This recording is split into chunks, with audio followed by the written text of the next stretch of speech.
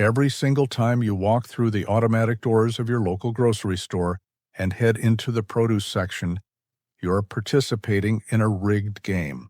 You pull a flimsy plastic bag off the roll, stuff it with a handful of fresh herbs or perennial greens, and pay $4, $5, or $6 for something that is 90% water and was sprayed with synthetic preservatives just to survive the cross-country shipping container.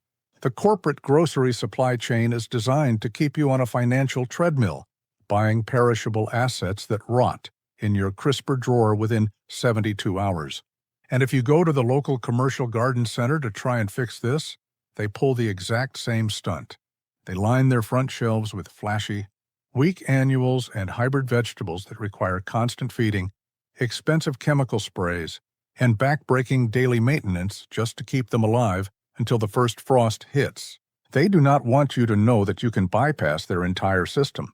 They don't want you to realize that with a few specific, calculated choices, you can turn your backyard into a self-replicating, high-yield food asset that returns year after year without costing you a single additional dime. Today, we are putting an end to the grocery store tax once and for all. In this video, we are breaking down 5 incredibly tough, high-value perennial crops that you only have to plant once to secure a permanent supply of premium, nutrient-dense food right outside your back door. These aren't your typical finicky garden vegetables that collapse the moment you forget to water them for a single afternoon. These are heavy-duty, biologically aggressive perennials engineered by nature to survive total neglect, bitter winter freezes, and blistering summer heat waves, while simultaneously yielding some of the most expensive items on your weekly grocery bill. Pay close attention as we move through this list, because one specific asset contains a hidden biochemical trait that doesn't just save you money on food, it acts as a biological shield for your entire garden, producing an intense compound that drives away destructive pests completely for free. Now, before we dive into the hard science of these crops, take a second to hit the subscribe button right below this video. Let's be completely honest with each other. The YouTube algorithm does not like channels that expose corporate supply chains or give away old-school self-sufficiency secrets without sugarcoating them. If you don't subscribe right now, this algorithm will ensure you never find your way back to my feed, and you'll go right back to getting your gardening advice from corporate-sponsored influencers who want you buying bottled chemicals every spring. Hit subscribe and let's get down to the real work. Let's start with our first high ROI asset, which is culinary sage, scientifically known as Salvia officinalis. If you go to the grocery store to buy fresh sage for a Sunday dinner, you're going to pay nearly $4 for a tiny plastic clamshell containing 3 or 4 pathetic, wilted sprigs. That is a calculated manufacturing markup of over 1,000%. When you plant culinary sage in your backyard, you are installing a permanent woody perennial asset that treats neglect as a performance enhancer. This plant operates on what I call productive neglect. If you overwater it or pamper it with high-nitrogen commercial fertilizers, you will rot the root system and dilute the essential oils that give the plant its value. Sage thrives in poor, rocky, well-drained soil where other plants wither away. Once established, its deep, fibrous root system creates a localized reservoir, allowing it to pull moisture from deep within the earth during severe summer droughts. The structural layout of the roots allows the plant to anchor itself firmly into heavy gravel or sandy substrates, transforming an otherwise barren patch of your yard into a highly productive zone that compounds in value every single growing season. Biochemically, sage is an absolute powerhouse. The leaves are packed with an incredibly high concentration of alpha-thujone, beta-thujone, camphor, and rosmarinic acid. These aren't just there to make your culinary dishes taste good. These volatile organic compounds are the plant's built-in defense mechanism. Thujone acts as a potent neurotoxin to soft-bodied insects and chewing pests, meaning you will never have to spend a single penny on chemical pesticides to keep this asset safe. When a pest attempts to pierce the cellular wall of a sage leaf, the immediate rupture of the microscopic glandular trichomes releases a concentrated dose of thujone that paralyzes the insect's nervous system and halts feeding immediately. Furthermore, the high concentration of rosmarinic acid provides intense cellular-level adaptation against fungal pathogens, ensuring the plant won't succumb to the typical powdery mildew that destroys lesser garden crops during humid weather cycles. The plant essentially sanitizes its own microenvironment, turning the air around its foliage into an invisible, hostile zone for common garden invaders, while remaining entirely safe and deeply flavorful for human consumption. In terms of precision placement, culinary sage is a champion across USDA hardiness zones 4 through 9. It requires a full sun location, getting at least 6 to 8 hours of direct sunlight. The biggest mistake you can make is planting it in a low-lying area where water collects. You want to place this asset on a slope, along a south-facing foundation wall, or near the margins of your garden beds where gravitational drainage is maximized. By planting it upwind from your more vulnerable annual crops, the constant release of camphor and thujone on the wind currents will mask the scent of your vegetables, creating a natural biological camouflage across your yard. As the northern cold rolls in, sage shifts its metabolic resources downward into the root crown, entering a state of vascular dormancy that allows it to survive sub-zero temperatures without any supplemental frost blankets or human intervention. Breaking dormancy early in the spring to provide your first harvestable greens. Our second unkillable asset is the mighty horseradish, known botanically as Armoracia rusticana. Go look at the price of real high-quality prepared horseradish or raw horseradish root at the supermarket. It is treated like a luxury item because it takes time to process commercially. In your backyard, however, horseradish is an unstoppable, self-contained food machine. From a financial return perspective, a single $10 root cutting will multiply exponentially underground, creating a permanent patch of high-value harvestable material that will easily outlive you. It is a compound investment that grows larger and more valuable with every passing winter. The underground rhizomes spread horizontally and vertically, anchoring a massive taproot system that continuously pumps out vigorous green foliage above ground, while accumulating complex starches below, making it an asset that defies local economic inflation.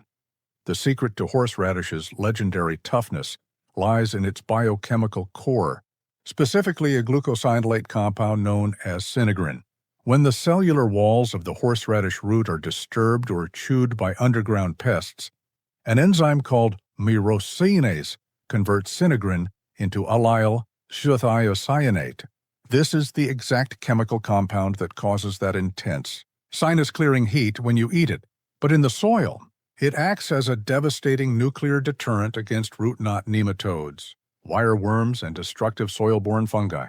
This root-level defense system creates a biofumigation zone in your soil, sanitizing the earth around it, and ensuring the plant can focus 100% of its metabolic energy on expanding its root mass.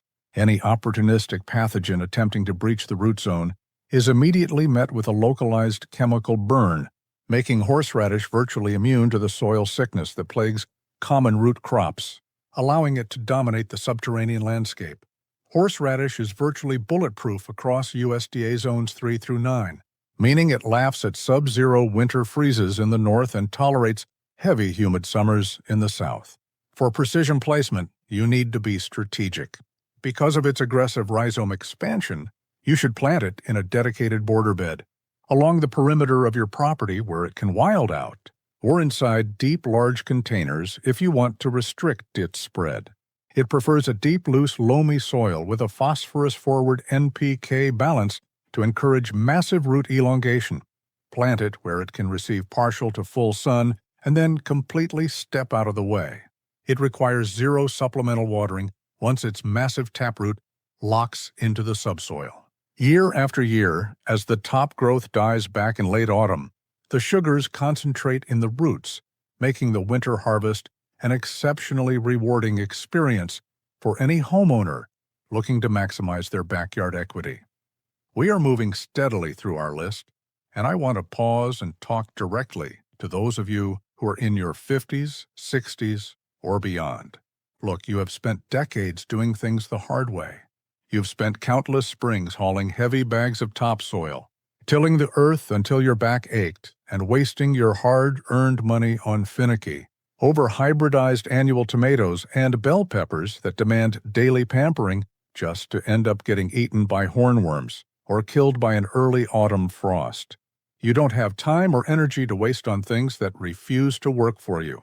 This channel exists specifically for you to give you back your time, protect your fixed income, and show you how to leverage the raw, automated power of perennial biology. Let's make this comment section a tool for real community intelligence, away from corporate censorship.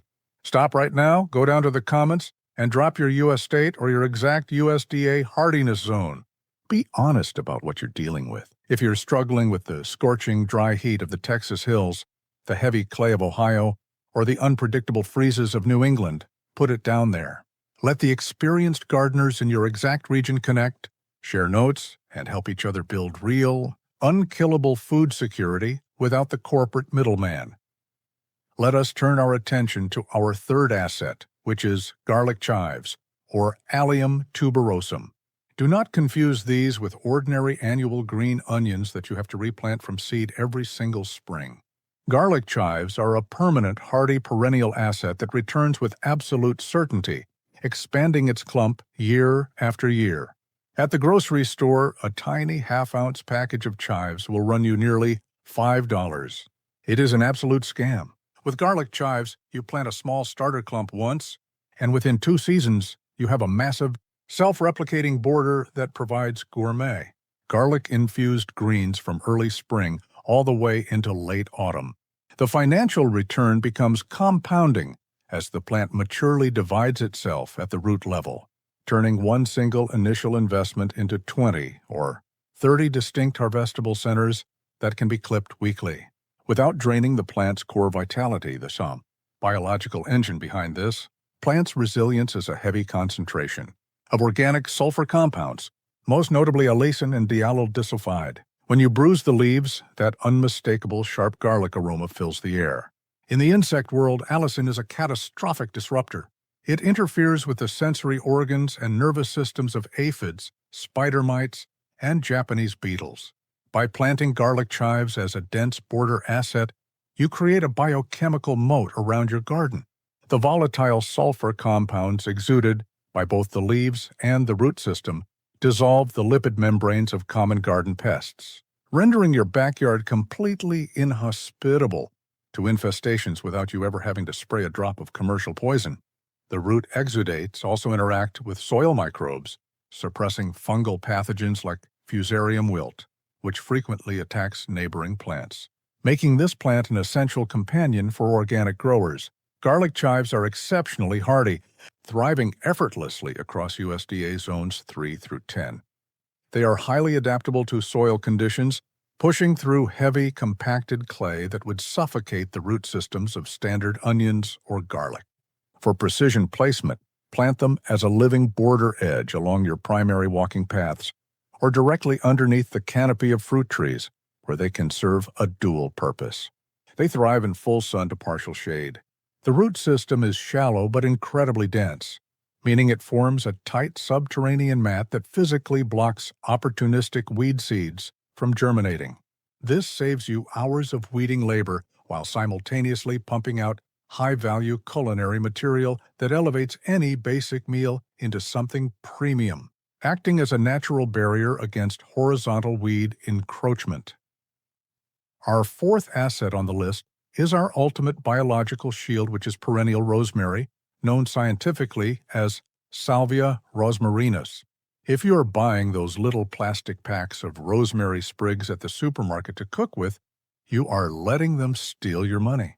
A single well-placed rosemary shrub in your backyard is a permanent financial hedge against inflation.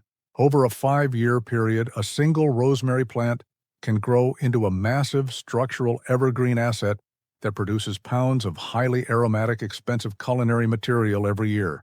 It is a visual statement of resilience that completely alters the microclimate of your immediate yard, stabilizing the soil and providing architectural structure that remains green, even when the rest of the landscape turns brown and dead in the winter weather. The biochemical profile of rosemary is legendary. Among master horticulturists, the needle-like leaves are coated in a thick resinous layer containing high concentrations of linalool, camphor, and alpha-pinene. Linalool is a naturally occurring terpene that acts as a profound spatial disruptor for flying insects. Mosquitoes, whiteflies, and destructive moths navigate using highly sensitive olfactory receptors to find host plants or targets. The dense, constant evaporation of linalool and camphor from a mature rosemary bush completely overloads and blindfolds their navigation systems, causing them to steer clear of your entire yard. Furthermore, the thick, waxy cuticle on the needles prevents water loss at a cellular level, making rosemary one of the most drought-tolerant, unkillable assets you can introduce to a landscape. It completely locks down its stomata during hot days, conserving internal moisture and forcing its roots to dig deeper into the native subsoil to find mineral wealth. Rosemary is a Mediterranean asset, meaning it performs best in USDA zones 6 through 11, though specific cold-hardy cultivars like ARP can easily handle freezing northern winters down to zone 6. Precision placement is the absolute difference between a dying plant and an unstoppable shrub. Rosemary absolutely demands sharp, impeccable drainage. If its roots sit in stagnant, soggy water during the winter, the roots will suffocate due to cellular hypoxia, and the plant will rot. Planted in a raised bed, a sandy hillside, or on the absolute highest point of your yard where sun exposure is maximized. Position it exactly upwind of your seating areas or patio. As the prevailing afternoon breezes pass through the resinous needles, they will carry the linalool across your outdoor space, creating a zero-cost, fully organic mosquito defense zone that requires absolutely no daily maintenance. Our fifth and final asset is the absolute nuclear option for food security and financial return, which is sunchokes, also known as Jerusalem artichokes or Helianthus tuberosus. If you can even find sunchokes in a high-end grocery store, they are priced as an exotic luxury item, often costing $7 to $8 a pound. In the backyard of a Plainspoken gardener, the sunchoke is a weapon of mass production. This is a native North American perennial sunflower that grows up to 10 feet tall. When you plant a single tuber in the ground, it doesn't just grow, it multiplies exponentially. By the time autumn arrives, that single tuber will have produced up to 20 to 30 new tubers underground. It is an unstoppable carbohydrate machine that provides massive, reliable food security with zero input. The tall stalks also serve as a magnificent windbreak during harsh summer storms, protecting weaker annual installations behind them from structural damage. Biochemically, sunchokes are uniquely valuable. Unlike standard potatoes, which store their energy as simple starch that spikes your blood sugar and contributes to metabolic stress, sunchokes store their energy in the form of inulin. Inulin is a complex prebiotic fiber that the human body breaks down slowly, making it an incredibly healthy, low-glycemic food source that supports a robust gut microbiome. Underground, the sunchoke tuber possesses a unique cellular-level adaptation against freezing temperatures. While a standard potato will turn to mush and rot if the ground freezes, the high concentration of complex sugars and inulin inside the sunchoke acts as a natural biological antifreeze. The tubers can sit in frozen soil all winter long at 20 degrees below zero, completely unharmed, waiting for you to dig them up whenever you need them. You can literally use the earth as your winter freezer, harvesting fresh food in January when nothing else is growing. Sunchokes are completely unkillable across USDA zones 3 through 9. They will grow in sand, heavy clay, rocky dirt, and areas where no other food crop could possibly survive. For precision placement, you must listen to this warning. Do not plant sunchokes in the middle of your main garden beds. Because of their sheer biological dominance and rapid rhizome replication, they will easily outcompete and crowd out weaker annual plants. You must place this asset in its own dedicated zone, along a northern property line where their 10-foot height won't shade out other plants, or as a dense living privacy screen along an alleyway or a neighbor's unsightly chain-link fence. They want full sun, but they will handle partial shade like absolute champions. Once planted, you never have to water them, feed them, or care for them. You simply harvest the tubers in the winter and leave a few behind in the dirt. They will automatically rebuild the entire asset by the following summer. Now, before you go running out to grab these 5 high-value perennial assets, you need to stop and understand that even the toughest plants on Earth can be instantly slaughtered if you commit the standard mistakes pushed by corporate garden centers. If you don't execute the setup correctly, you will burn your hard-earned cash and waste your time. Let's talk about the 3 fatal execution mistakes that kill these specific assets before they even have a chance to save you a single dollar. The first fatal mistake is planting the crown too deep in the soil, which leads to immediate crown rot. When you take a perennial like sage or garlic chives out of their nursery pots, you will notice a distinct zone where the green stems meet the brown root flare. This is the junction of the plant's respiratory and vascular systems. If you bury this junction even an inch deep in heavy soil, moisture will get trapped against the stem. Soil-borne pathogens will breach the protective outer bark, and the entire asset will suffocate and die within 3 weeks. Always plant your perennial slightly high, meaning the top of the root ball should sit a 1/4 inch above the surrounding soil level, allowing water to drain away from the crown, not into it. This simple structural adjustment prevents waterlogging and ensures that the air exchange channels at the base of the plant remain clear and functional. Throughout the heavy seasonal rains, the second mistake is applying high nitrogen, fast-release synthetic fertilizers late in the growing season. Commercial fertilizer companies want you dumping their chemical mixes on your yard every few weeks, so you keep buying their bags. If you feed these hardy perennials with heavy nitrogen in late summer, you will force the plant to push out rapid, lush, watery green growth. This late-season growth lacks the cellular density and waxy protection needed to withstand the cold. When the first hard frost hits, those tender cells will rupture, bacterial blight will set in, and the freeze will travel down the stem, killing the entire root system of an asset that should have easily survived the winter. Stop feeding your perennials after midsummer. Let them naturally slow down, build their waxy cuticles, and harden off for the winter. The plant needs to invest its energy into carbohydrate storage within the roots, not superficial leafy structures that will burn off in the first freeze. The third and most devastating mistake is cutting into the bare, old wood of woody perennials like rosemary and sage during your harvest or pruning. Unlike soft annual herbs, these woody perennials store their regenerative bud sites in the younger, semi-flexible green wood near the tips. If you take a pair of shears and cut deep down into the thick, gray, brittle old wood near the base of the plant, you are removing the plant's ability to regenerate. That branch will never push out new leaves again, and you will leave a permanent open vascular wound that exposes the core of the plant to destructive wood-boring insects and internal rot. Only harvest from the top third of the plant, leaving plenty of active green nodes below the cut to ensure the asset can continuously rebuild itself. Think of it as a rolling short-term loan from the plant. You only take what it can easily afford to replace from its active growth tips, keeping the production engine safe. In the next video, we are pulling back the curtain on an even darker subject.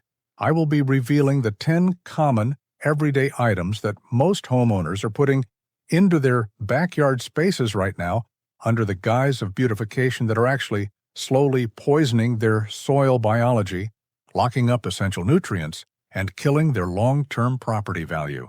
If you haven't hit that subscribe button yet, YouTube's algorithm will make sure that video never finds your feed. Keep your eyes open, protect your wallet, and stop letting the commercial supply chain dictate what happens in your own backyard. I'll see you in the next video.